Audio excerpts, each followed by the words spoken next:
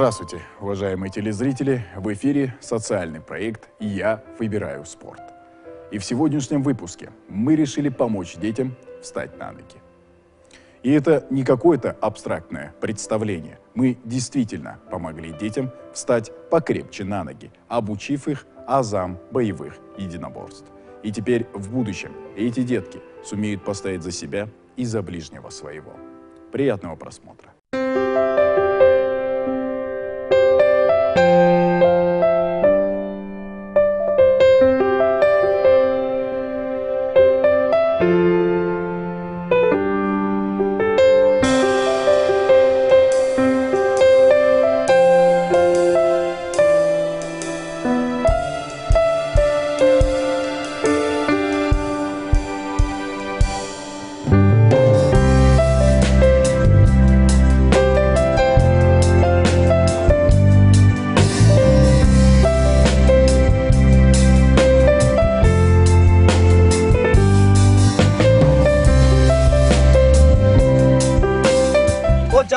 Сізді гардта, бұлчы. Ударный позицияда тұрады, көрінер бі? Чем мұл болевой тартқанға чейін, мұна рычаг на руку или треугольник. Могыр, бірінші қолды, в первую очередь. Руки держим, чтобы он не бил. Все, держим, фиксируем. Она, как говорю, будто чардыгар. Зафиксировали. И когда он будет вставать, именно вставать, правую руку на себя и тянем. Понятно? Рычаг. Еще раз смотрим.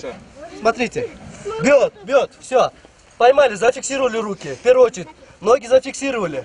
Закинули за шею ноги, вот. Когда он будет начинать вставать, можно будет левую или правую руку тянуть на себя.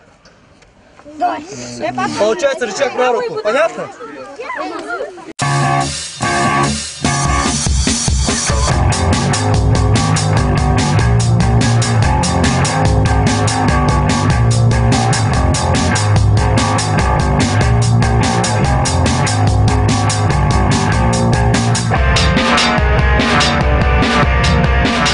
Дети быстро обучаются, друзья мои.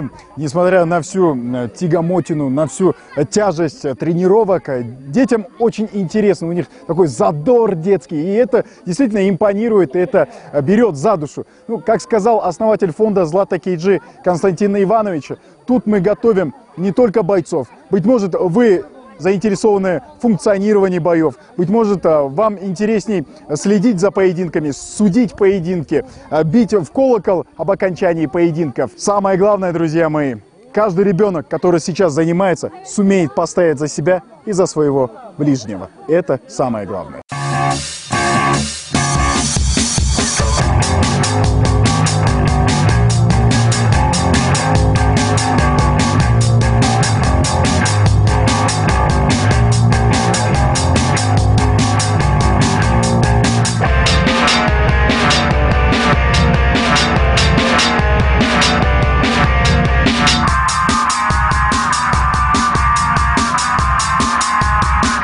Дорогие друзья, перчатки и снаряжение для бокса разбираются, разлетаются как пирожки на Волжском базаре. Сейчас мы перейдем непосредственно к самой интересной части сегодняшней тренировки.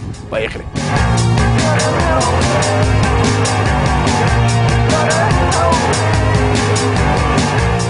Впереди, просто вот так, кидай, заходите, но ни в коем случае добивать нельзя. Зачем вам добивать? Только вот он упал, берете эту же ногу же, просто закидываете на рычаг ноги. Все. Да, и все, вот он ушел. Это эффективнее лучше. Понятно? Давайте повторяем. Еще раз, вот он. Я руки опустил. Все, получил, я упал, он идет добивать меня. Все. Я вот только что уронил, все. Беру рычаг на ногу. И все, на болевой захват он ушел. Эффективно? Эффективно. И лучше. Давайте повторяем.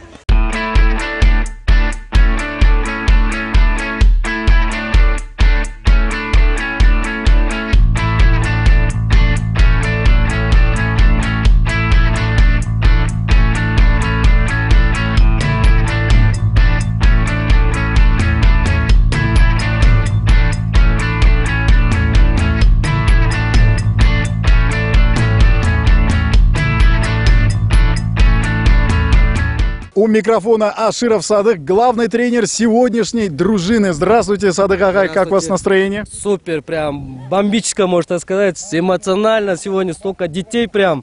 Как вам дети, как их потенциал? Дети прям супер, прям слов нету, прям будущие чемпионы даже. Скажите, Садык Агай, за всей этой праздничной тренировкой, мишурой, что кроется, какая цель? Первая цель, конечно, чтобы они, я не бойцов готовлю, а самообороне, чтобы они могли защитить себя в любой момент, что за этим стеном, когда они выйдут, чтобы могли они обороняться. Это первая цель моя. Как я знаю, что-то грандиозное стоит на кону. Расскажите, за что они сегодня борются? На кону стоит, конечно же, получение шеврона в первую очередь. Приезжает Игорь Демидов, президент Федерации АСС международных судей. Мы будем отбирать от 16 до 17 лет судей, что будет нам в дальнейшем помогать, развивать наш спорт и судей. Чтобы они могли уже знать потенциал, а может он в этом направлении ему захочется обучаться или учиться чему-либо. Но мы готовим, кто желающий, готовим судей, чтобы нам помогали. Вот скажите, грубо говоря, не станет ли вот их бумажка простой фикцией? Настолько ли все серьезно будет с нашими будущими судьями?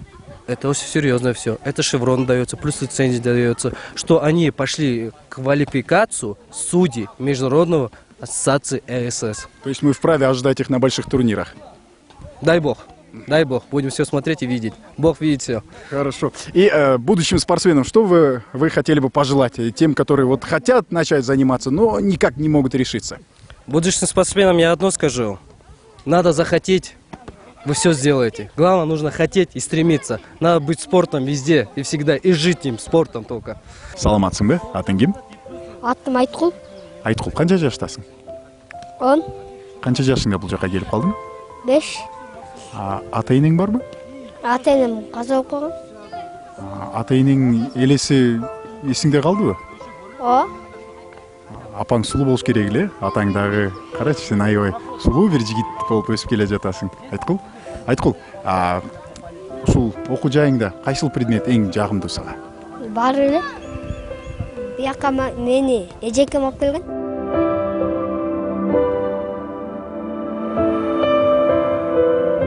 Жаңғы жашоо алдык, окуп жазып калдык. Эмне билдик, кана ортого сабабы. Сен менин периштем, жан дүйнөмдө эркекем, бергиң келбейт башкага, сендей сулуу кыздарды, дүйнөдөн адам сен эле, сендей адам бирге эле, узун кара чачтарың, түк келишкен каштарың. Мен апакем жакшы көрөмүн, чуу убакытка жете албай, чуга дагы Оруганага карай албаймын, апаке эмне болду деп айтамын, апаке эмне болду деп айтып, больницага апарамын, больницага жатканда жумуштарга кыламын, апакем үчүн, апакеме жардам беремин, шу убакыт апа, мени тич табаң апакем. Апа, суранамын, апа, шу убакытка чейин, апакем, апа.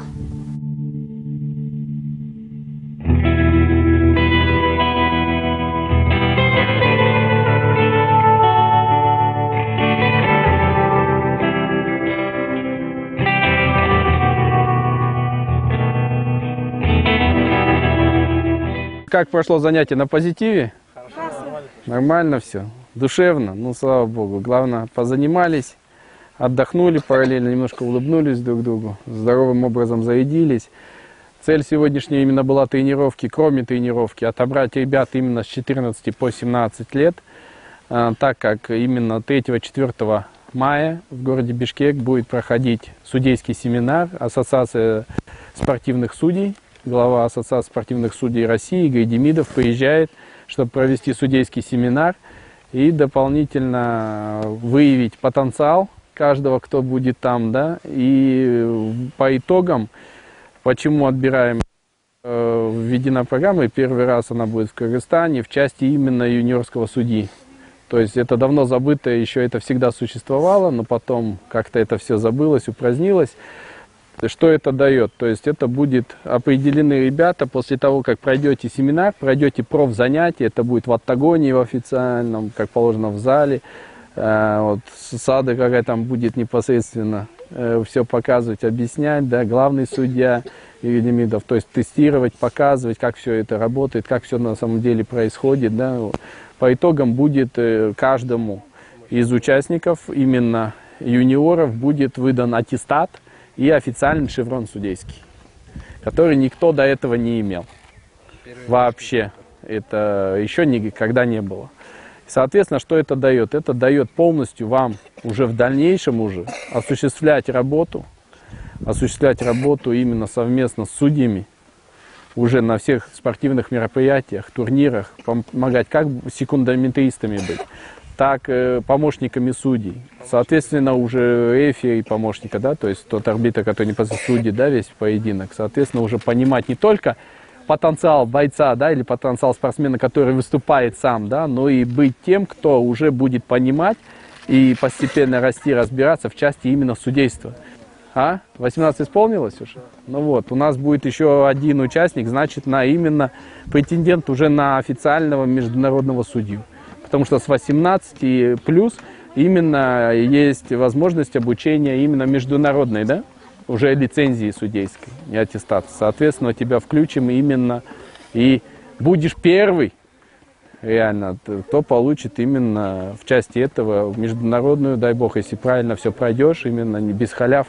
А там не любят, это люди независимые, там нужно 2 дня, как говорится, трудиться, отпахать, слушать в оба уха, в оба глаза, все улавливать, потому что международные правила ММА привезут, по которым уже в дальнейшем будет вестись работа. Как вообще проходит работа судьи? Это начиная с самого начала, да, то есть как формируются команды, как записываются, как спортсмен даже взвешивается, да, какой вес, как это фиксируется, как карта составляется, как стык боев составляется. Это все будет наглядно.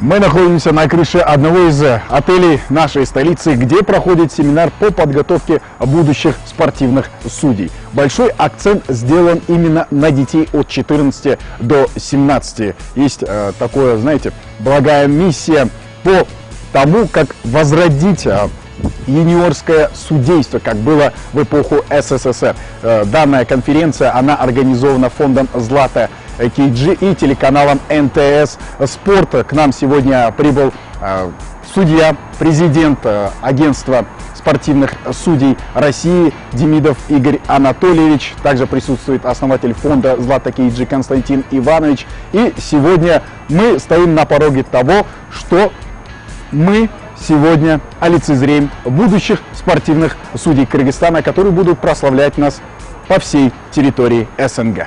Здравствуйте, уважаемые любители ММА. Это как традиционное начало.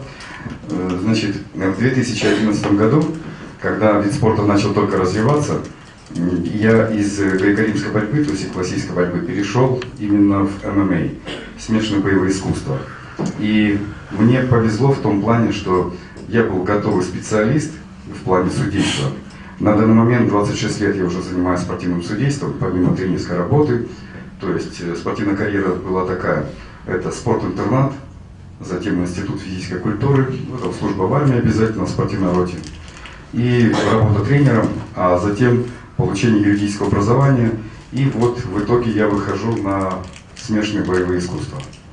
Вот. И, конечно, вид спорта только начал развиваться, и было легко войти в него, потому что никого не было.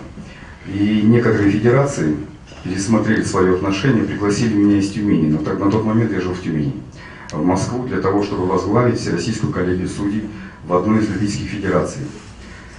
Вот. И создал я Всероссийскую коллегию судей, массу документов прописал, и правила, и регламенты, и положения различные. Это все я взял, конечно, из олимпийских видов спорта, из греко-римской борьбы, вольная женская, вы знаете, что это единая федерация, кстати, куда входит и панкратион, в России так, я думаю, везде у вас так же. И, соответственно, грэпплинг. Интересный новый вид спорта. Я думаю, что у вас также будет грэпплинг. Он несложный, кстати. Ну, зато он достаточно такой, пиара много идет для него. У микрофона основатель фонда «Злата Кейджи» Константин Иванович. Здравствуйте, доброе утро, Константин Иванович. Вы проделали огромную работу по сбору детей, будущих судей. Скажите, ваше впечатление и ваши ожидания? Всем добрый день. Впечатление, добра, тепла. Ребята, действительно, мы ездили не случайно, именно несколько отборов проводили именно в доме-интернате. Хочется подчеркнуть, обратить внимание, что эти детишки именно сироты, и для них наша поддержка, наше внимание, в первую очередь, это большое, значимое такое событие в их жизни. Действительно, вот как подчеркнул главный судья Агентства спортивных судей России Игорь Демидов, что это для них, когда сейчас им объяснял, говорил тот факт, что это для них такая сегодня ступень, такой новый этап, который для них будет и полезен и завтра, и послезавтра, и в части жизни, всей. Почему? Потому что фактически они, дай бог, это наше будущее, это те ребята, которые увлечены спортом. Именно и отобрали даже тех ребят, которые сегодня здесь, именно те, которым это по душе. Не просто так записался и пошел, а у тех, кого это в сердце, в душе, и который завтра именно, когда ему будет присвоен шеврон юного судьи, он начнет уже участником, станет общей судейской программы, будет уже участвовать на турнирах, оказывать помощь также, вникать во все это, то есть это уже его будет и будущее направление, дай бог, будущая специальность, то есть и его трудоустройство, и его в жизни утверждение. Поэтому мы и пришли к этому, чтобы именно главный акцент – это детки, как наше будущее. Поэтому, я думаю, сегодня наше ожидание, главное ожидание, что пройдет успешно семинар, что они получат это обучение достойное, что вникнут всему тому, что им скажут опытные люди.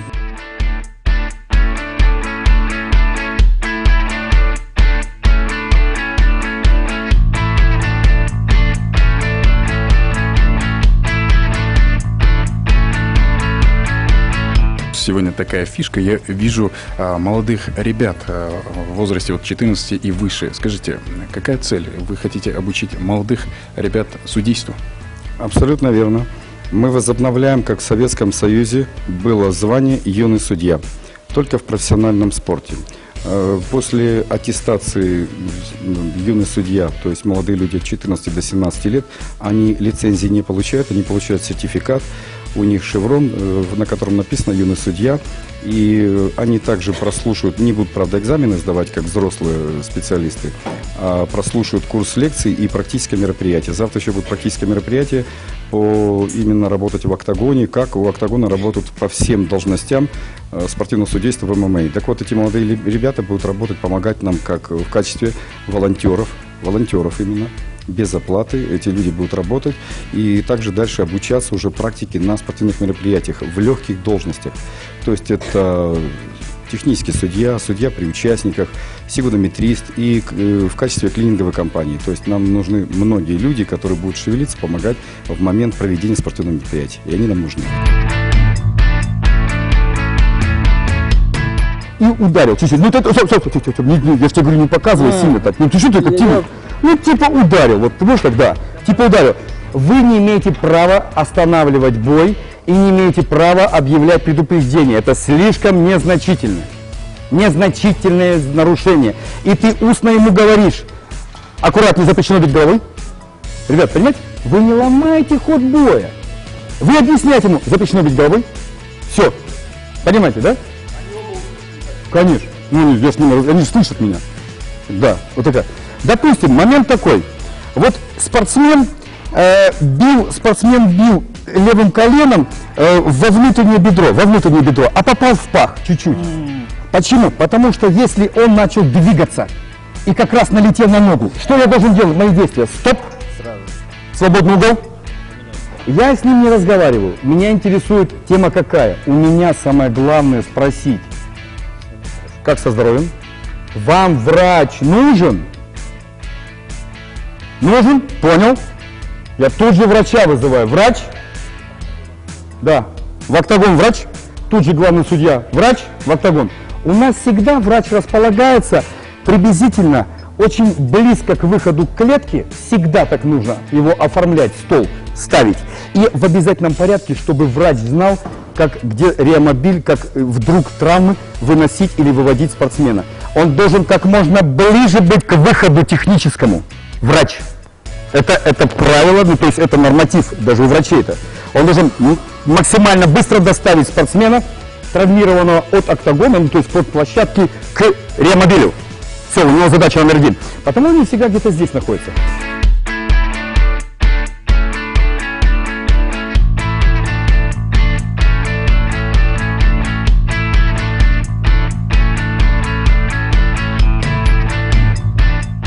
Локоть. Локоть. Две точки даже поставь. Колено оторви. Да, это партер. Многие говорят, 2 точки это не партер. Но он же стоит на 2 точках, ребят. Он стоит на 2 точках. Это партер. Главное не точки количества, а главное позиции, какие занимаются. Колено. Колено. Просто колено. Партер. 2 колена. Тем более партер. Это партер. Секундочку. Я сейчас все скажу, не суетись. Значит, тема такая, что он находится в партере. Ему коленом, голенью, стопой запрещено бить в голову. Пожалуйста. Кто запрещал по корпусу? Понятно? В голову. И это грубейшее нарушение автоматически влечет предупреждением. То есть желтой карты. И я опять же обязан, свободный угол, нарушитель. Я ему не объявляю пока предупреждение. Меня он не беспокоит, меня беспокоит здоровье этого спортсмена. Здоровье, ребята, я спрашиваю. Врач, окей, ты можешь сесть, вот просто сесть. Вот просто за голову схватись здесь. Да. Врач, все здоровье, нужен врач. Окей, врач в октагон. Здоровье всегда, ребята. Почему? Потому что сейчас он скажет, я не могу дальше продолжать поединок. Снятие врачом, дисквалификация, красная карта. То есть я обязан, с этим занимается спортсменом врач, его врач, опять же как, приходит, заходит врач, осматривает спортсмена, с ним разговаривает, спортсмен не может дальше продолжать бой. Мои действия, спокойно. Спортсмен в центр, достаю из кармана красную карту, внимание, красную карту и предъявляю дисквалификацию, чтобы это все видели. Обязательно в порядке. И показываю на выход.